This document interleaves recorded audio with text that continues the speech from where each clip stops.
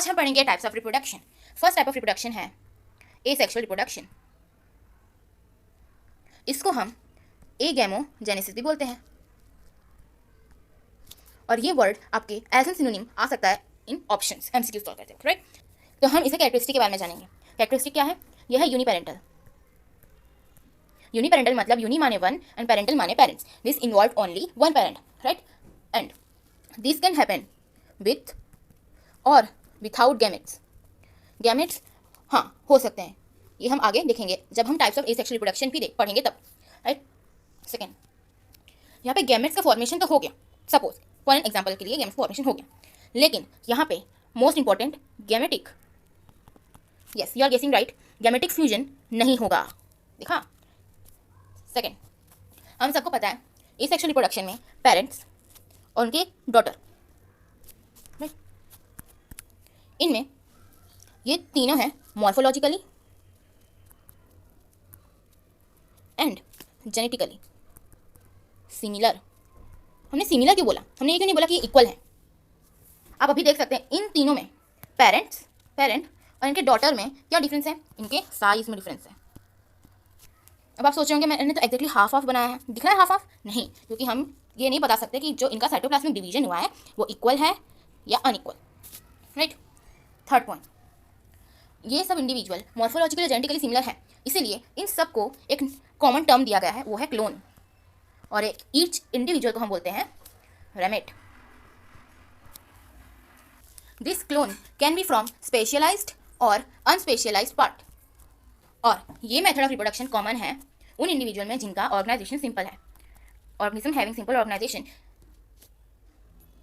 Reproduce by asexual reproduction. For example 5 kingdom है, like Monera, Protista, Animalia, Fungi and Plantae. इन सब के जो भी सिंपल ऑर्गेनाइजेशन वाले इंडिविजुअल्स और स्पीशीज हैं वो एसेक्सुअल रिप्रोडक्शन से रिप्रोड्यूस करते हैं।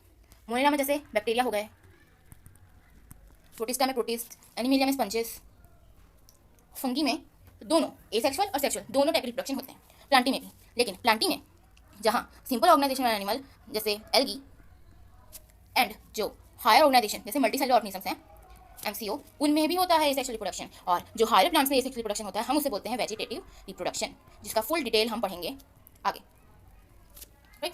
अब एक चीज़ हम सोच सकते हैं कि एसेक्सुअल रिप्रोडक्शन में क्या सारे इंडिविजुअल जैसे होंगे, या बाद में ऐसा कुछ नहीं हो सकता कि अलग हो जाएं? क्योंकि उनको अडेप्ट करने के लिए, एनवायरनमेंट के साथ चलने के लिए खुद को उसके लायक बनाना पड़ता है, राइट। तो ये काम करता है हमारा प्यारा सा mutation.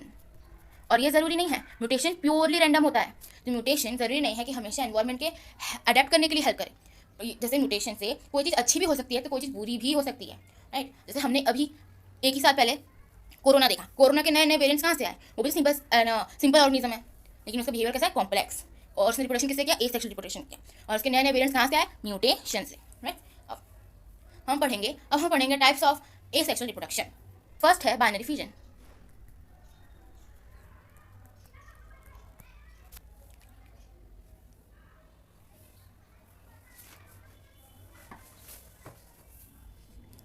Binary fission, also known as cellular division for unicellular organisms, क्योंकि यहाँ पे ग्रोथ और रिप्रोडक्शन दोनों सिनोनिमस हैं, हमने लिविंग वर्ड में पढ़ा था, राइट। एंड यहाँ पे होता है ए माइटोसिस, हमने माइटोसिस पढ़ा है, लेकिन ए माइटोसिस में क्या होता है? Unequal cellular division. इसमें होता है अनइक्वल साइटोप्लाज्मिक डिवीजन। एंड इधर पूरा बॉडी, पूरा की पूरा पेरेंट का बॉडी ही हमारा रिप्रोडक्टिव यूनिट बन जाता है। ये पूरा पेरेंट का बॉडी रिप्रोडक्टिवली एक्टिव है और पूरा पेरेंट ही डिवाइड होके डॉटर बन रहा है, राइट। तो माइटोसिस में क्या होता था? कैरियोकाइनेसिस होता था, फिर साइटोकाइनेसिस होता था, ठीक है। और साइटोकाइनेसिस में एनिमल्स में कैसे होता था? साइटोकाइनेसिस इन एनिमल्स ये होता था constriction of cleavage, that is centripetal furrow formation. और वहीं प्लांट्स में होता है सेंट्रीफ्यूगल सेल प्लेट फॉर्मेशन। तरह टाइप के बाइनरी फिशन भी होते हैं on the basis of plane of division, that is first simple या irregular cell division, it is binary fission.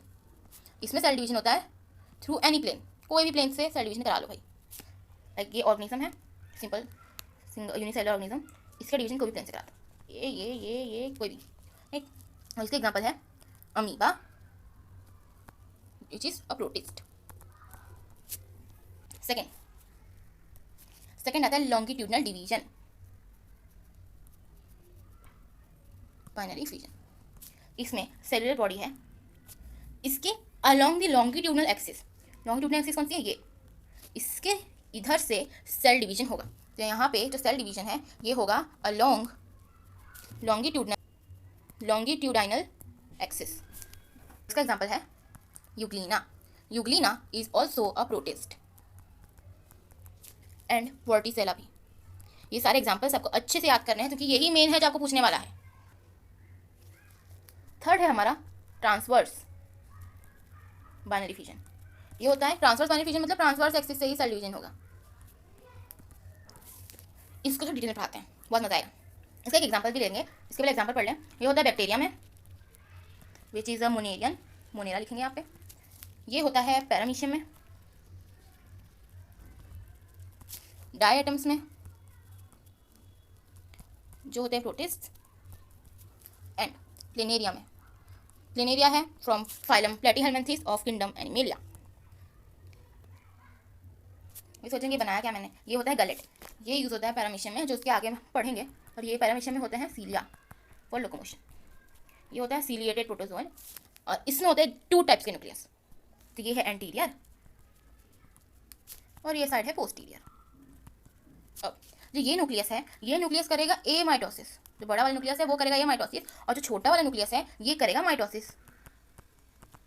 और बड़े वाले न्यूक्लियस को हम क्या बोलेंगे, मेगा, मेगा माने बड़ा, तो मेगा न्यूक्लियस। और छोटे वाले को हम बोलेंगे छोटा, यानी माइक्रो, माइक्रो न्यूक्लियस। ठीक है, इन्होंने कर लिया ए माइटोसिस और छोटे वाले ने कर लिया माइटोसिस। ए माइटोसिस के बाद बड़े वाले न्यूक्लियस का एक पार्ट जाएगा एक साइड में एंटीरियरली और दूसरा जाएगा पोस्टीरियरली, और छोटे वाले न्यूक्लियस यानी माइक्रो न्यूक्लियस का एक पार्ट जाएगा एंटीरियरली और बनेगा दूसरा जाएगा पोस्टीरियरली। इनसे बनेंगे 2 प्रोटिस्ट, माने 2 डॉटर सेल्स, जिनमें होगा गलेट, सीलिया, और इसमें भी होगा गलेट और सीलिया। लेकिन ये क्या है, बेबी पैरामीशियम माने डॉटर, और ये था पेरेंट। यहाँ पे पेरेंट ऐसे होल रिप्रोडक्टिव यूनिट ही डिवाइड होके 2 बन गया। अब ए माइटोसिस और माइटोसिस का डिफरेंस तो पता है, जैसे हम देख सकते हैं कि एक एंटीरियर वाला जो न्यूक्लियस है मेगा न्यूक्लियस वो बड़ा है, और जो पोस्टीरियरली वाला मेगा न्यूक्लियस है वो छोटा है एंटीरियरली वाले से। और माइटोसिस में इक्वल सेलुलर डिवीजन, मतलब micro nucleus anteriorly and posteriorly दोनों ही सेम साइज के हैं। ऊपर वाले को इसको क्या बोलेंगे हम, प्रोटर, और ये नीचे वाले को जो पोस्टीरियरली निकला उसको बोलेंगे ओपिस्थे।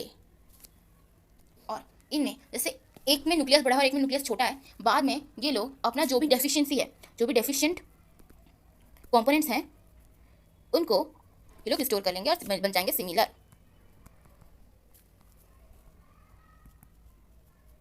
राइट, और सिमिलर बन गए मतलब ये बन गए क्लोन। ये हुए ना मॉर्फोलॉजिकली एंड जेनेटिकली अपने पेरेंट्स से सिमिलर, और साथ में एक दूसरे से भी मॉर्फोलॉजिकली एंड जेनेटिकली सिमिलर। हाँ सही गेस किया, वो होता है मल्टीपल फिजन।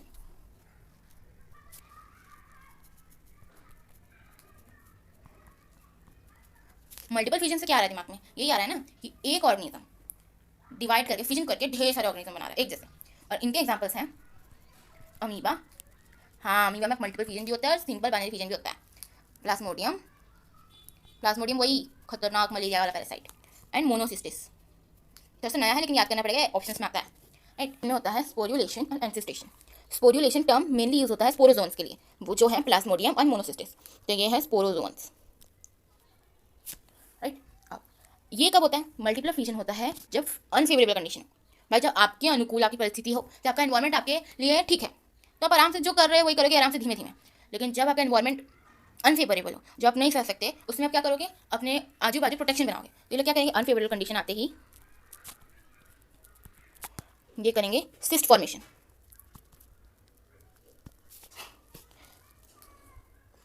सिस्ट फॉर्मेशन मतलब एनसिस्टेशन। ये बनाएंगे 3 लेयर्ड सिस्ट वॉल जो इनको प्रोटेक्ट करेगा। ये अमीबा, ये उसका न्यूक्लियस, और ये 3 है उसके cyst wall, 3 layered cyst wall. अब जब फेवरेबल कंडीशन आ गई और भाई सब चंगा, नाचो नाचो गाओ। अब ये लोग क्या करते हैं, ये करेंगे अंदर से जो अमीबा है वो करेगा ए माइटोसिस मल्टीपल टाइम, एक बार किया, 2 बार किया, 3 बार किया, तो ढेर सारा मल्टीपल फिजन करेगा और ढेर सारे डॉटर न्यूक्लियर बना लेगा। ऐसे न्यूक्लियाइज हैं, बाद में ऐसे सराउंडिंग में बना लेंगे अपना साइटोप्लाज्म के बाहर क्या होता है, प्लाज्मा मेम्ब्रेन, राइट। और इनके प्रेशर से ये जो सिस्ट है, ये 3 लेयर सिस्ट है, इस पर दबाव पड़ेगा और ये क्या हो जाएगा, रप्चर। ये तो हो गया रप्चर।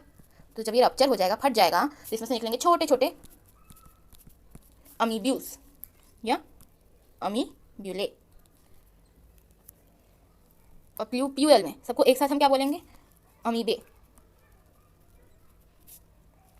और स्यूडोपोडियोस्पोर्स, राइट। और जब ये बाहर निकले, इस प्रोसेस को हम बोलते हैं स्पेसिफिकली स्पोर्यूलेशन। तो एक चीज़ हमेशा याद रखना, मल्टीपल फिजन अलग चीज़ है, स्पोर्यूलेशन अलग चीज़ है, एंसेस्ट्रेशन अलग चीज़ है। Sporulation plus encystation is equal to multiple fission, encystation plus sporulation is equal to multiple fission, खत्म।